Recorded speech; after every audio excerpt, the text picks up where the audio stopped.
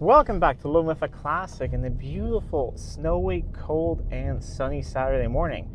I have my kids with me and I'm on my way to have a look at a British classic I bought sight unseen, so that's always exciting. And it's part of my trading up. If you have been a subscriber for a while, you may know what I'm talking about. If not, let me tell you. So I got a free car a while back. It was a Renault Clio, I think like a 2006 or something, 2005. With a lot of electrical issues. So my plan was to fix that one up, sell it, and then use the profit from that to then hopefully buy a classic and then start going from that. And I want to trade up into something else.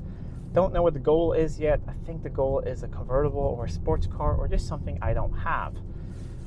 So this is just a fun idea to have a couple of cars that will just sort of move in and out of the channel that I don't keep for long. So maybe I'll keep each project for 3 months or so, sell it on, and then, keep going. So the profit on the Clio was, I sold it for 15,000 Swedish kroner, which is about $1,450. That brings a profit of about $1,200. Which isn't bad. However, I found this car, so I don't know, I wouldn't really call it cheating, but what I've done is around the same time I sold that Clio, I sold some things I had, spare parts I had laying around from old Jacks that I didn't really need anymore.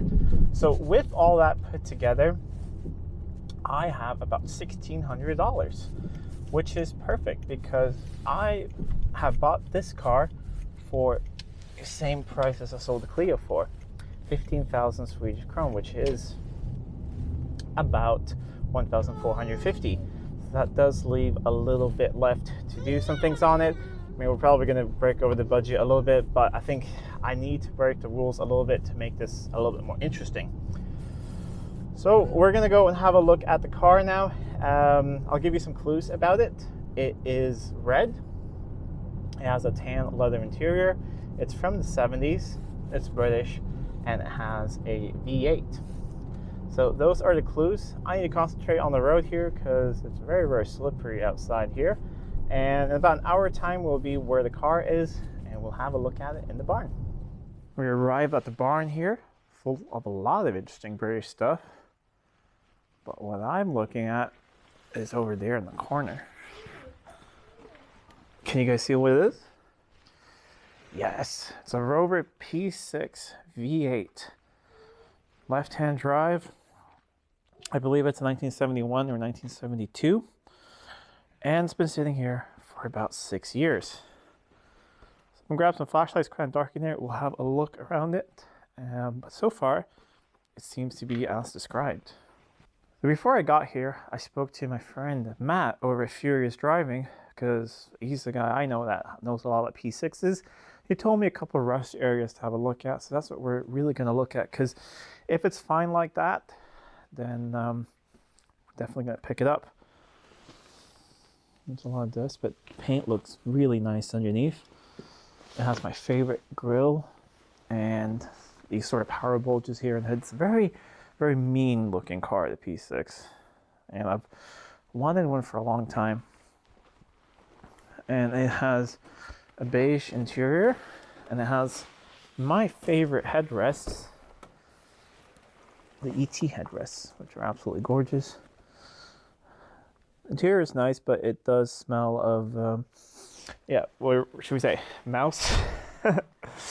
Yeah, definitely some mice have been in it. But yeah, so it's down here. I already pulled the seat here to prepare. Is where they go, and if they go here, they're really not worth fixing. That looks immaculate. Do you think that's factory? You know what? It just might be. It's pretty clean. It's got some nice factory sealing there. Yeah. So, and this is all dry and nice. We'll have a look at the other side as well, but if this side looks that good, the other side probably looks really good. Doors shut nicely. The ones I've looked at before, all this has been really dry, but this one's good. Look, this is still soft. Yeah, that's cool. It's a very technologically advanced car. Has inboard disc brakes in the rear, just like Jags do. It's a little bit different. Didion rear suspension. The front springs are actually horizontal, which is very interesting. Let's see what's back here. V8 3500. Let's see. I got this open before. Pull. There we go. Yeah, the V8 cars have the battery here in the boot. Spare tire here. Wish it was one of those with spare tires mounted on the boot, because that's very cool. 3500S had that. Yeah. Distributor in here, which could make sense because this thing has running issues. It stopped on the way here. Correct. Could be ignition related or something. I have heard that it's had the issues in the past where it would stop, but then it would refire again. Ooh, extra badge. But yeah, we got nothing. A tiny bit of bubbling right there, but I mean that's nothing. Because this is was always a terrible design when you have panels sitting against the panel down there for us. But, It's had a respray, hasn't it, back here?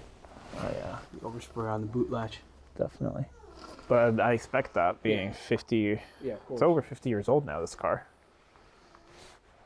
And then this is probably locked, I guess. I don't actually know how you open it. Oh, there you go. See how bad that smells. Actually, it smells like good petrol. That's the good stuff Yeah. right there. Because these are pretty high I don't know when they switched to lower compression on these, but this is pretty. It's 70, so this is still a 9.5 to 1 compression, I believe. Yeah, so it needs to run on good fuel. But yeah, it's good around here as well. It does have the barn find dust, so that does add to the value, of course. Has a chip up here, which needs to be sorted because that's going to rust. And all the panels on these actually bolt off, which is really, really strange, but very cool. These are nice as well. Got the little Viking ship.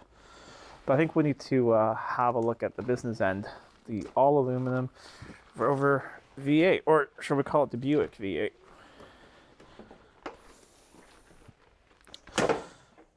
And there it is in all its glory. 3.5 liter all aluminum V8, twin carbs up top. I'll just do the little checky check. To the minimum, I guess. Yeah, But rather clean. yeah, not too bad. We have the, I mean, they have been chasing some ignition. This is a new coil and some other things. But yeah, we're going to feel around here a little bit, see if it turns over just by hand with the fan belt. But otherwise, I think this is it's turning out to be a really good car. I got inside and it's really, really nice. Doesn't smell the greatest, but we can do something about that.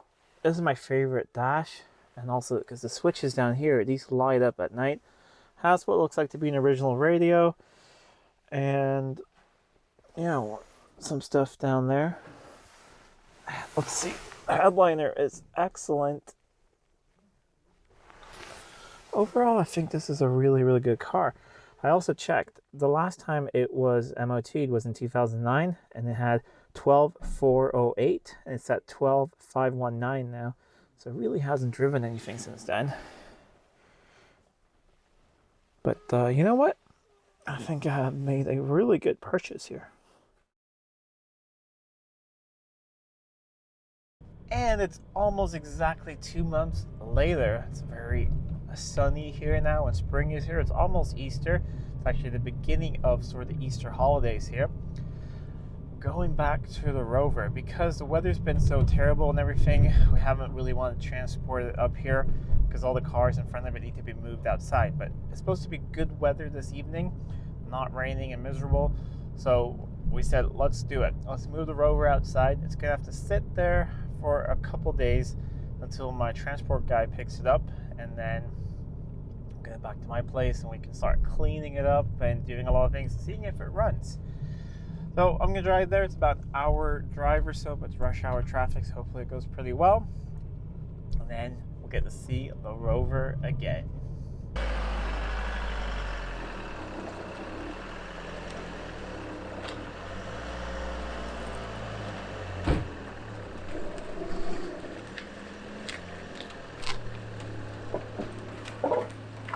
First time it sees the light of day in 6 years. A